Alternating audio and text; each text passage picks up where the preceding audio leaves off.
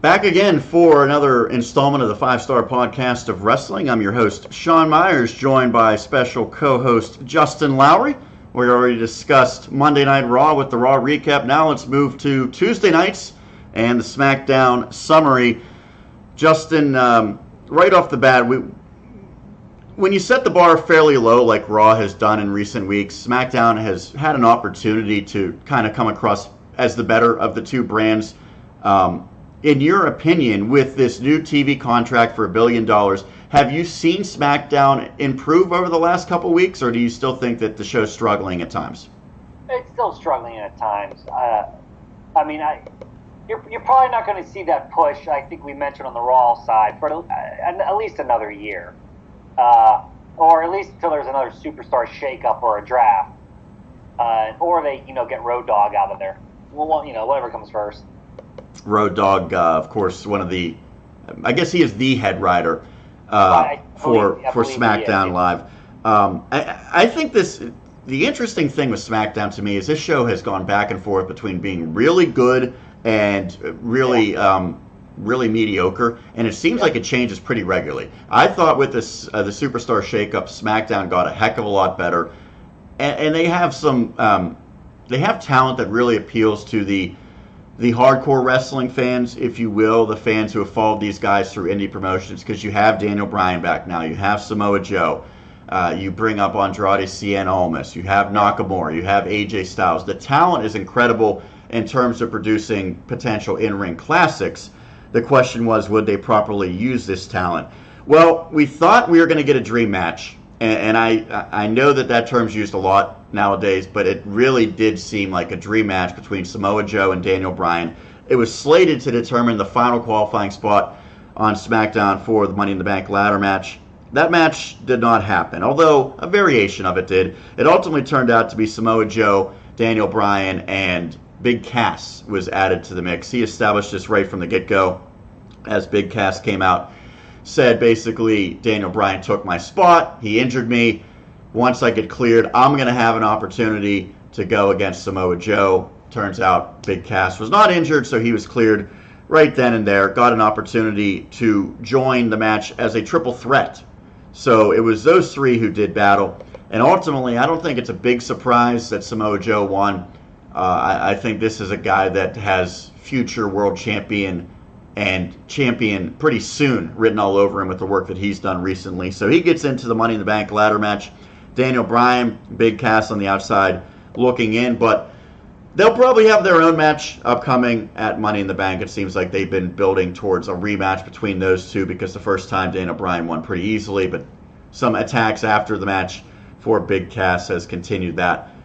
First off, your thoughts on the fact that they sort of swerved the fans thinking they were getting Daniel Bryan and Samoa Joe, and ultimately adding Big Cass to the mix, and at least sort of taking away from the anticipation of that dream match.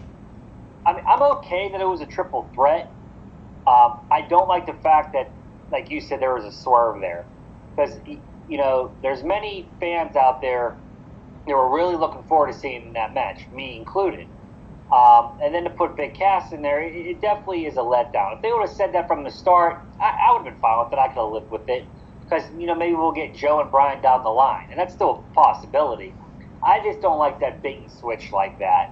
How often can a company do that before it becomes a real problem? Because if they do it this time and then you don't have a situation like that again for months and months, it'll be forgotten. But if that's something that they do to bring in the viewers and then they don't deliver, and it happens on a regular basis, that's how you really turn fans off.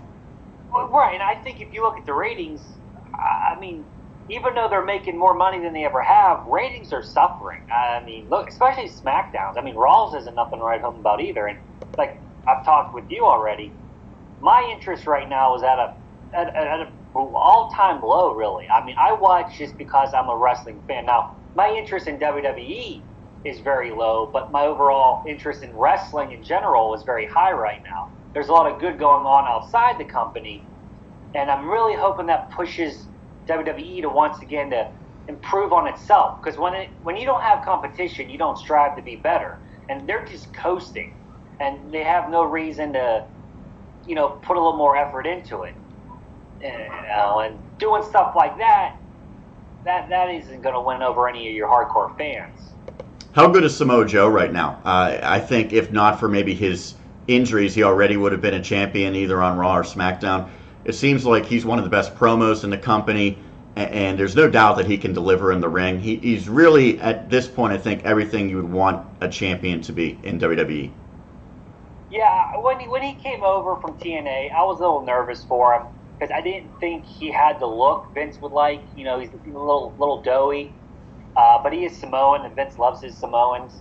But he's an excellent wrestler. He's an excellent promo. I mean, we saw that with his little mini feud with Roman Reigns.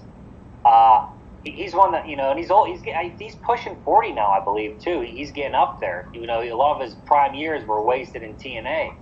I would love to see him and AJ Styles in a title feud. I mean, their stuff in TNA was really, really good. That's some of the highlights of TNA, and put it on a bigger stage. Hopefully, that won't be a letdown like AJ and Nakamura has been. But we can hope. You speak of Nakamura and AJ. That's continuing. We know, of course, it's going to be the last man standing upcoming at Money in the Bank. You have to figure that's probably going to be the end of it.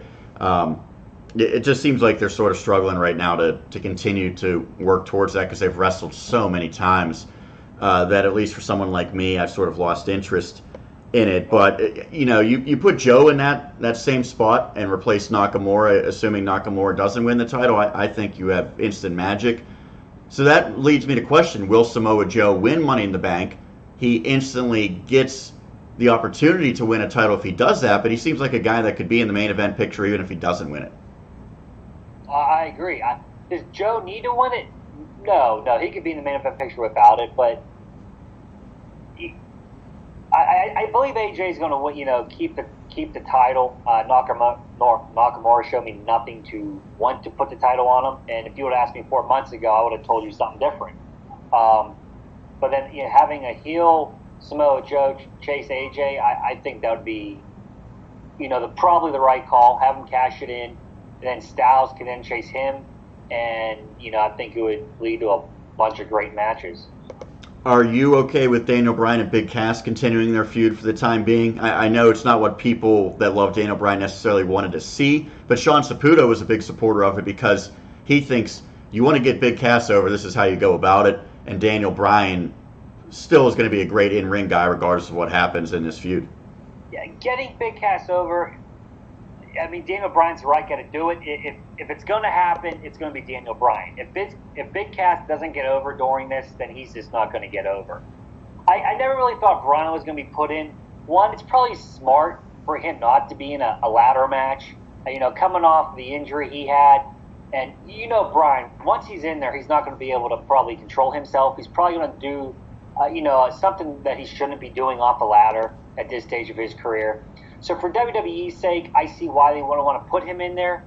And for Daniel Bryan's sake, I'm kind of happy he's not in there. And if you read the reports too that he has yet to sign a contract. Yeah, I heard that. That's a little scary if you're WWE. Right. So they're not going to give him anything major if he's going to be gone in September. So and that's a good business model. I mean, do you think he will be, or do you think he stays? He's going to stay. I mean, his wife, the Total Divas, Total Bellas, there's no way. Unless he really feels that they're holding him down in the ring, New Japan's really gaining momentum. I could see him going back to Ring of Honor. They say his contract expires in September. I would love to know when, because what's in September? The biggest independent wrestling show of all time. Would it be crazy, for him to appear on that, his first appearance outside the WWE, if his contract's up?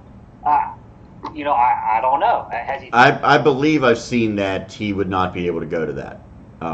Just the time on that. I could be wrong, but I believe maybe Meltzer, someone along those lines, said that would not be possible for this year. Okay, well, then, but I'm surprised he hasn't re-signed. I thought he would have re-signed as soon as he got cleared. I thought that's probably one of the main reasons they cleared him, is so that he would stay with the company. Right. Something else that I thought was pretty good on SmackDown, to me, was maybe the best segments of the night, was the six-man tag between the New Day, and for a rare occasion, we got all of the New Day together in the same match, Big E, Kofi, and Woods, against The Miz and The Bar. Miz is great. He's been great in the ring. His best work ever, probably recently. He's great on the mic. He's always getting a reaction. The Bar, they deliver in the ring, whether or not they're great at the other stuff, irrelevant once they get between the ropes. And then the New Day, I mean, they continue to solidify themselves, in my estimation, as one of the best trios of all time. And I know that that's saying a lot, but they continue to deliver great matches. And it's really all three of the guys. You can flip-flop them around, but when you look at the match that they had on SmackDown, again, Xavier Woods continues to get better and better. Kofi Kingston solid as always, and then the big takeaway for me is Big E gets the pinfall victory in that match. I think he's the guy that's going to be in the ladder match representing the New Day, because we know they have to choose one of them. It looks like they're not going to reveal that until the actual match itself. If they go with Big E, I think he has a chance, probably not to win, but to solidify himself as a upper mid-card or potentially in time main event guy. And I don't know if that means the New Day's ultimately going to split up, but man, when all three of them are together in a match, doesn't happen very often because they don't have usually three guys to work with, but it was fun to watch that on Tuesday night. Yeah, I pretty much agree with everything you just said. I also agree that Big E probably will be the one in the match. Will you be disappointed if it's not him?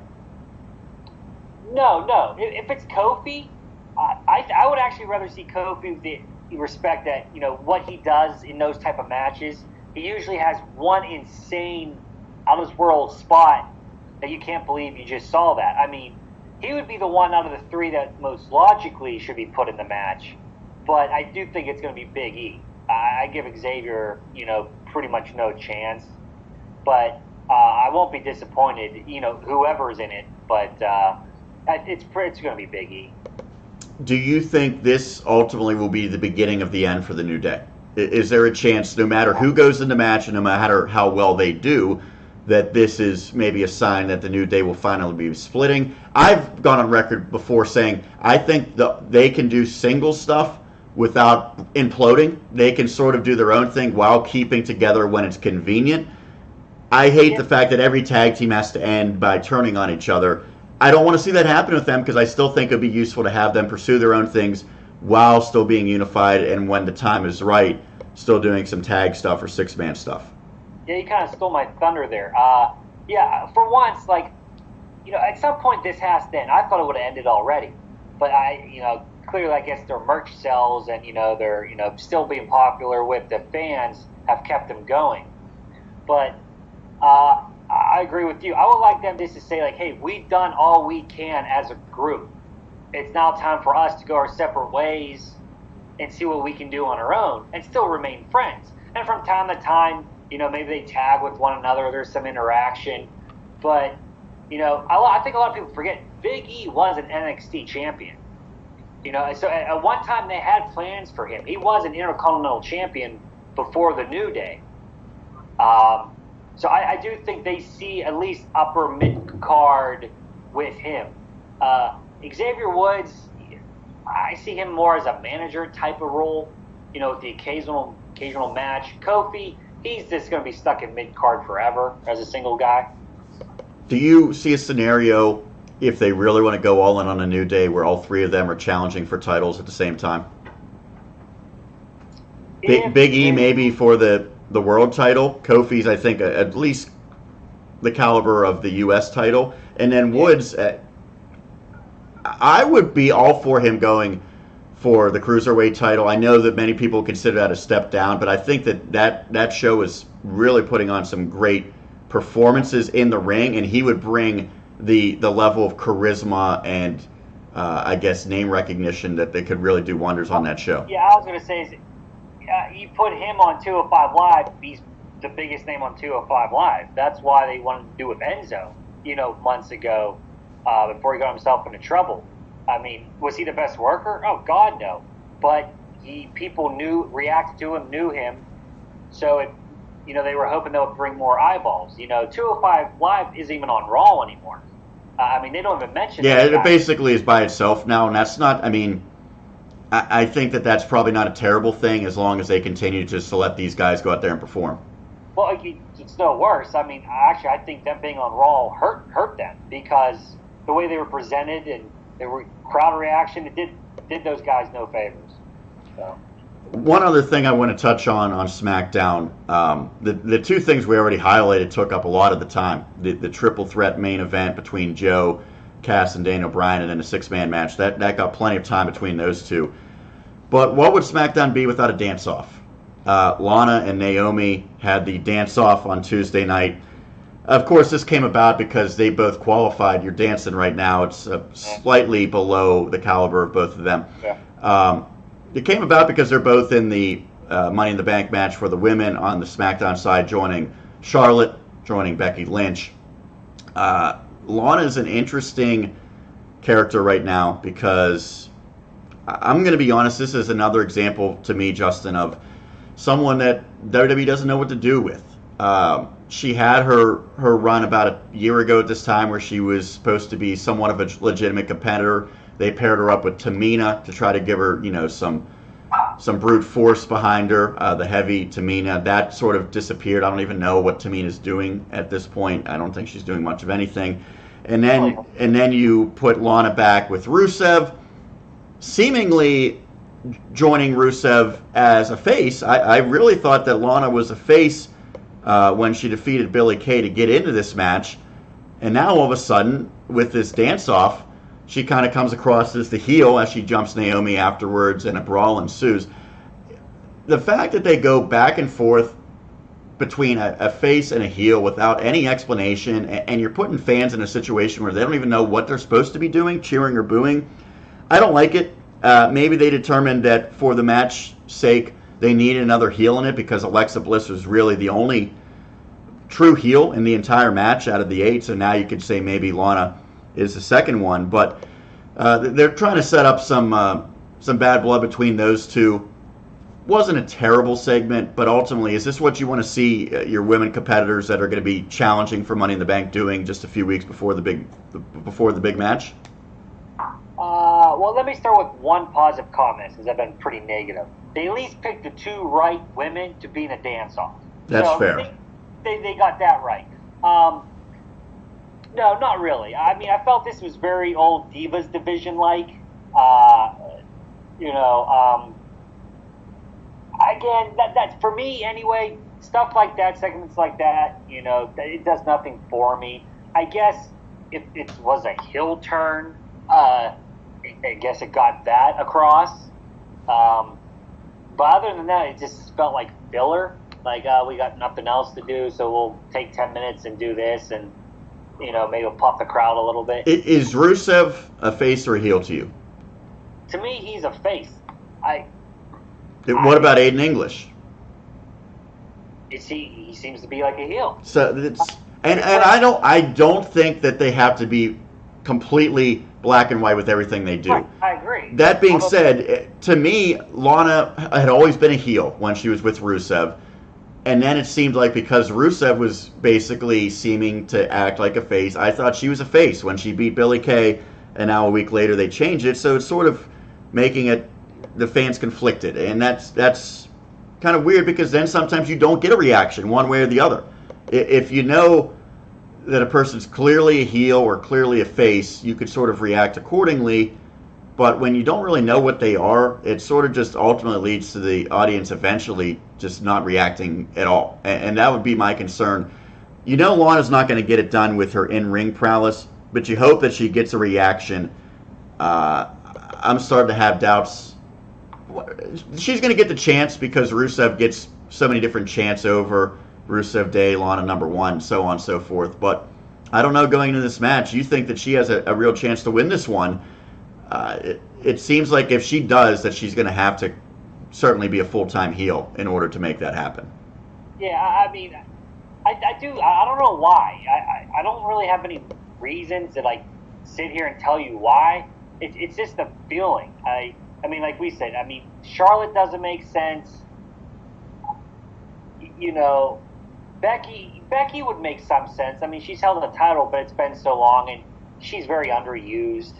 I don't know. I think when it comes to the women, I think it's going to be someone on the Raw side, not a SmackDown, But she has a good character. She even when she was, with Rusev way back a couple years ago when they first hit the scene, she still got a reaction. Like every time she came out, people reacted to her, and they still do. And Rusev. Honestly, I think Rusev Day is way over.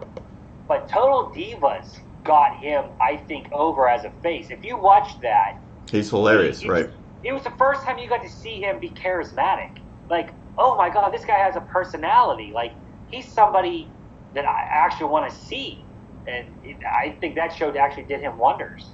By the way, breaking news, courtesy of WWE. Seth Rollins, it's official. You can't read it, but you'll have to take my word. Seth Rollins officially will defend the IC title against Elias at Money in the Bank. So, good news for Elias and for Seth Rollins getting that. That's on the Raw side. We're talking SmackDown here. So, as we go to wrap it up, I always want to get any other thoughts, takeaways that you had from SmackDown, whether it be something good or something bad that happened on Tuesday night. I know you're probably going to have to rake your brain here to even think of what else was on SmackDown. Yeah, see, what does that say when you actually have to stop and try to remember what was on the show? I think that could be my final thought right there. The fact that I can't really remember much says it all. I'll give you something. Nakamura teasing the 10 counts against Ty Dillinger. Ty Dillinger's pretty good. He's not great, but he's pretty good. For him to do nothing and then all of a sudden go against Nakamura, just imagine if Dillinger had been an established guy week in and week out, at least doing something of significance. Maybe that match would have felt like something. It didn't, because a guy like Dillinger's never on unless they need someone to beat him. So it's an example of an underutilized talent, and then the match between him and Nakamura didn't feel like anything at all because you knew what was going to happen 100%. I love the fact that you got a Ty Dillinger reference on episode 10 of the 5-Star Podcast. That's how we sign off, Justin. That's why you're a professional, baby. All right, that is going to do it here for the 5-Star Podcast of Wrestling. I want to thank our special host tonight, Justin Lowery. You can check him out on Twitter. There's the handle, JLowery133. He will be tweeting frequently about all things WWE. Maybe get Bailey a shout-out as well on the Twitter. And there you go. Justin, thanks for joining us once again. Sean Meyers signing off. You've been watching another episode of the Smackdown Summary here on the 5-Star Podcast of Wrestling. Reminder to check out our Twitter, check out our YouTube channel, and definitely come back next week as we have another episode of the 5-Star Podcast of Wrestling. We'll see you then.